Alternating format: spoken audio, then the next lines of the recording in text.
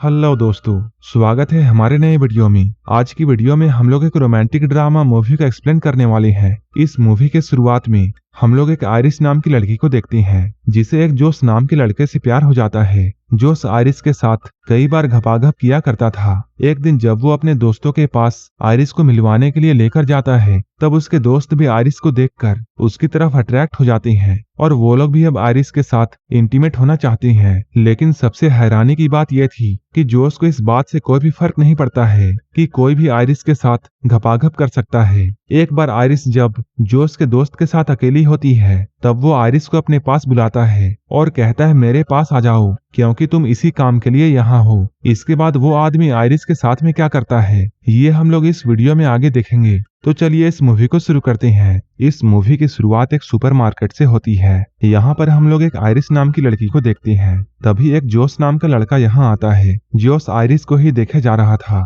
यहाँ आयरिस भी जोश को नोटिस करती है। इन दोनों की नजरें मिलती हैं और इन दोनों को पहली नजर में ही प्यार हो जाता है। अब ये लोग साथ में घूमते हैं। जोश आयरिस को अपने दोस्तों से मिलाने के लिए लेकर जाता है। यहाँ आयरिस उससे बोलती है तुम्हारी दोस्त कैट मुझे बिल्कुल भी पसंद नहीं करती है। जोश कहता है कैट ऐसी ही है, इसलिए तुम उसकी बातों का बुरा मत मानो। इसके बाद ये लोग अंदर जाकर कैट से मिलते हैं। यहाँ इनके दोस्त पैट्रिक और इलाई भी आए हुए थे।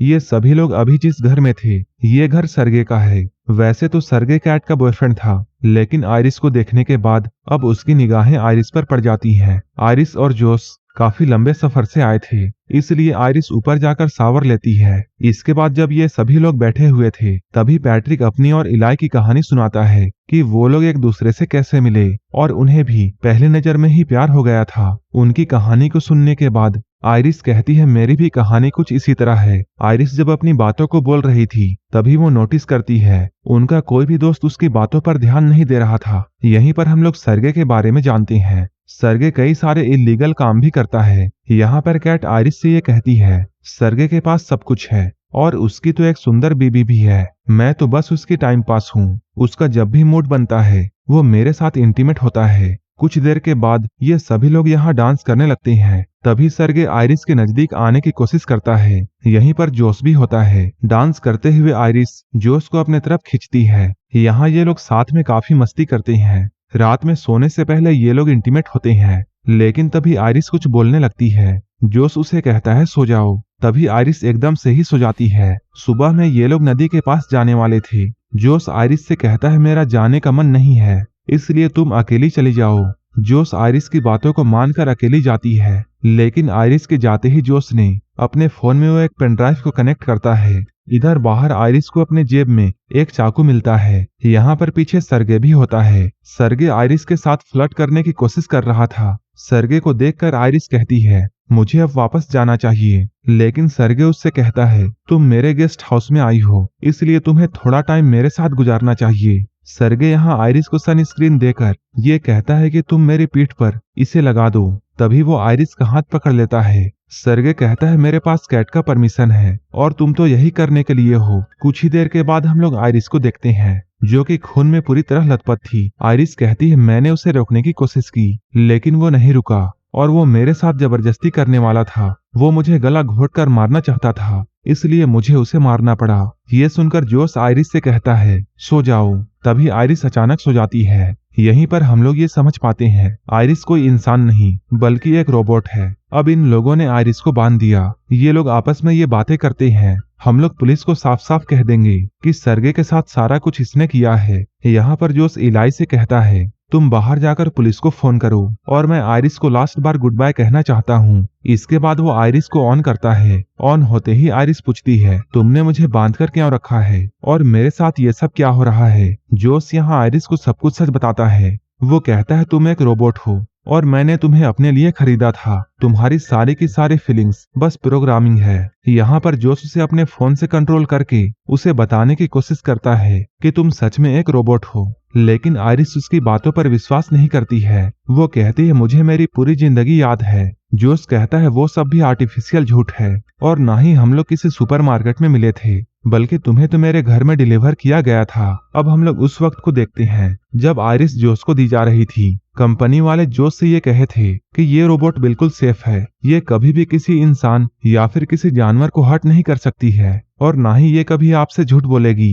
यहाँ तक कि आप इसे अपने तरीके से कस्टमाइज भी कर सकती हैं। आप इसके साथ जो भी कुछ करना चाहें वो सब कुछ आप कर सकते हैं और जब भी आप इसे रिसेट करना चाहें तब इसके कान के पीछे अपना थंब स्कैन कर देना होगा। इसके बाद जोस आइरिस के सामने बैठकर उसके अंदर लव वाला फीलिंग डेवलप करने लगता है, जिससे आइरिस को ऐसा लगता है जोस उसका बॉयफ्रेंड है और अब वो जोस को अपना सब कुछ मानती है। वो उसके साथ कई बार इंटीमेट भी होता है, लेकिन अब जोस ने आइरिस को सब कुछ बता दिया था। वो कहता है तुम्हारी सारी फीलिंग्स प्रोग्रामिंग है। ये सुनकर आइरिस रोने लगती है। आइरिस कहती है मैंने मान लिया कि मैं एक रोबोट हूँ, लेकिन फिर भी मैं तुमसे प्यार करती हूँ और मैं तुम्हारे साथ रहना चाहती हूँ। लेकिन तभी वहां पर कैट आती है। कैट जोस से कहती है इसे बंद करो, लेकिन जोस आइरिस को बंद करने के बजाय कैट से बातें करने लगता है। कैट कहती है ये हमारा प्लान नहीं था, तुमने उसे दोबारा ऑन क्यों किया? जोस कहता है मैं बस लास्ट बार उसे गुड बाय कहना चाहता था। यहीं पर हम लोग ये जानते हैं ये सारा का सारा कुछ जोस और कैट का प्लान था। इन दोनों ने मिलकर आइरिस के सेटिंग के साथ छेड़छाड़ की थी ताकि वो सरगे को मार दे। लेकिन इधर आइरिस पास में पड़े हुए चाकू की तरफ बढ़ती है। जब जोस उसे बंद करने के लिए उसके पास में आता है तब आइरिस उसे जोर से एक मुक्का मारती है। कैट ये सब देखते रह जाती है। इसके बाद आइरिस जोस का फोन लेकर यहाँ से निकल जाती है। अब जोस ये सारी बातें इलाई को बताता है। वो कहता है मैंने ही आइरिस के सेटिंग के साथ में छेड़छाड़ की थी ताकि वो सरगे को मार दे और उसका सारा का सारा पैसा हमारा हो जाए। इसके बाद ये लोग इस पैसे में एक हिस्सा इलाई को भी देने की बातें करते हैं। इलाई कहता है तब तो एक हिस्सा पैट्रिक का भी होना चाहिए। जोस कहता है पैट्रिक का कैसे? यहीं पर हम लोगों के सामने एक और बड़ा खुलासा होता है कि पैट्रिक भी एक रोबोट है। ये लोग बातें करते हुए पैसों का 3 हिस्से करने के लिए मान जाते हैं, लेकिन पुलिस के आने से पहले उन्हें आइरिस को ढूंढना था ताकि वो लोग उसकी सेटिंग्स को पहले की तरह कर दे और पुलिस को उन पर शक ना हो। इधर आइरिस जोस का फोन लेकर आई थी और वो जोस के फोन को खोलकर अपनी सेटिंग्स खुद से ही चेंज कर लेती है और वो अपने इंटेलिजेंस को 100% कर देती है। इसके बाद वो ये सोचती है कि अब वो इस जंगल से कैसे निकले। अगर आइरिस चुपचाप जोस के कार तक जाती है तब वो जोस के फोन को यूज करके उसके गाड़ी को खोल सकती है और आराम से यहाँ से निकल सकती है। लेकिन तभी यहाँ पर इलाई और पैट्रिक आ गए। लेकिन यहाँ पर हम लोग ये जानते हैं कि पैट्रिक को पहले से ये पता था कि वो एक रोबोट है। उसने ये बात अपने आप ही जान लिया था। पैट्रिक कहता है ये बात जानने के बाद भी मैं तुमसे उतना ही प्यार करता हूँ और तुम्हारी और मेरी पहली बार मिलने की जो मेमोरी है वो मेरे लिए बिल्कुल सच है। इलाई कहता है हाँ मैं भी तुमसे बहुत प्यार करता हूँ। लेकिन तभी जोस का फोन बजता है। इलाई ये समझ जाता है कि आइरिस यही है। आइरिस यहाँ से भागने की कोशिश करती है, लेकिन वो दोनों टकराकर गिर जाते हैं। ये लोग गन को लेने के लिए फाइट करते हैं, लेकिन इसी बीच इलाई को गोली लग जाती है। अब आइरिस फिर से भागती है और वो जल्दी से जाकर जोस के कार में बैठ जाती है, लेकिन ये कार बिना जोस के वॉइस कमांड के ऑन नहीं हो सकती है। इसके बाद आइरिस अपने कंट्रोल में जाकर अपनी आवाज चेंज करने की कोशिश करती है। तभी बाहर जोस एक पत्थर उठाकर कार के शीशे को तोड़ने की कोशिश करता है। ये शीशा टूटने ही वाला था, लेकिन तभी कार चल जाती है। अब आइरिस जोस को पीछे छोड़कर यहाँ से निकल जाती है। इधर जोस अंदर आकर सरगे का फोन ढूंढने लगता है। उसने सरगे के फोन से अपने कार चोरी होने की कंप्लेन कर दी। तभी कार साइड में लगकर अपने आप बंद हो जाती है और इसके दरवाजे भी अपने आप लॉक हो गए। इसके बाद जोस आइरिस को कॉल करता है। वो कहता है बेबी अभी भी कुछ भी नहीं बिगड़ा है, तुम मेरे पास आ जाओ और हम लोग मिलकर सब कुछ ठीक कर देंगे। हम लोग सारा का सारा ब्लेम पैट्रिक पर डाल देंगे कि उसने ये सब किया है। लेकिन आइरिस ने अपने इंटेलिजेंस को इतना बढ़ा दिया था कि वो जोस के झांसे में आने वाली नहीं थी। आइरिस कहती है तुमने मुझसे मर्डर करवाया है। इसके बाद आइरिस उससे ब्रेकअप कर लेती है। इसके बाद जोस पैट्रिक के पास में जाता है। वो इलाई के थंब प्रिंट से पैट्रिक को रिसेट करता है और वो पैट्रिक को अपने से कनेक्ट कर लेता है। अब पैट्रिक को इलाई के जगह में जोस दिख रहा था। इसके बाद जोस सेटिंग में जाकर पैट्रिक के अग्रेशन को 100% कर दिया और वो पैट्रिक को यह हुक्म देता है कि तुम जाकर आइरिस को ढूंढो। इधर आइरिस कार के शीशे को तोड़कर बाहर निकल रही थी, लेकिन तभी यहाँ पुलिस आ जाती है। इसके बाद आइरिस जल्दी से अपनी लैंग्वेज चेंज करती है ताकि पुलिस वाला उसकी बातों को नहीं समझ पाए। उसने ऐसा इसलिए किया था क्योंकि आयरिस के साथ कुछ भी हो जाए वो झूठ नहीं बोल सकती थी। इसके बाद वो जर्मन लैंग्वेज में पुलिस को सब कुछ बताती है, लेकिन इस पुलिस वाले को कुछ भी समझ में नहीं आता है। लेकिन वो पुलिस वाला कार में पड़े हुए चाकू को देख लेता है। इसके बाद वो आयरिस को हथकड़ी पहनाता है, लेकिन उसी वक्त पैट्रिक यहाँ आता है। क्योंकि पैट्रिक का एग्रेशन 100% था, इसलिए वो यहाँ पर पुलिस वाले को जान से मार देता है। इसके बाद उसने जोस के फोन से आयरिस को भी बंद कर दिया। इधर कैट घर के बाहर में एक पुलिस की कार को आते हुए देखती है, जिसमें से पैट्रिक निकलता है और इस पुलिस वाले की डेड बॉडी डिक्की में पड़ी हुई थी। कैट ये सब देखकर बहुत डर जाती है और यहाँ से भागने लगती है। जोस पैट्रिक से कहता है उसे रोको। पैट्रिक ने कैट को भी जान से मारकर उसे जाने से रोक दिया। ये सब पैट्रिक के बढ़े हुए एग्रेशन के वजह से हो रहा था। इसके बाद हम लोग जोस को देखते हैं, जो कि आयरिस के साथ में टेबल में बैठकर उसके साथ खाना खा रहा था। उसने आयरिस को ऑन किया था। जोस कहता है मैंने ये बात नहीं सोचा था कि तुम इतना कुछ कर जाओगी। तुमने इलाई को मार डाला और तुम्हारी ही वजह से कैट की भी जान चली गई। आयरिस कहती है नहीं, मैंने ऐसा कुछ नहीं किया है, ये सब तो तुम्हारा किया हुआ है। तुम सारा का सारा ब्लेम मुझ पर नहीं डाल सकते हो। आयरिस कहती है तुम बहुत बुरे इंसान हो और तुम बहुत कमजोर हो, तुम पूरी दुनिया को गलत समझते हो। आयरिस अभी ये सब बातें बोल ही रही थी, तभी जोस अपने फोन को लेकर उसके इंटेलिजेंस को 0 कर देता है। जोस कहता है तुम बोलती हो कि तुम्हें दर्द फील होता है, तो आओ हम लोग टेस्ट करें। वो आयरिस के हाथ को जलते हुए कैंडल के ऊपर रखता है। उसी वक्त जोस के पास में आयरिस को बनाने हुए कंपनी से कॉल आता है। वो लोग यहाँ आ रहे थे। इधर आयरिस का हाथ जल चुका था। तब जोस ने कैंडल को बुझाकर उसके हाथ में गन थमा दी और वो आयरिस को ये ऑर्डर देता है कि तुम अपने आप को गोली मारो।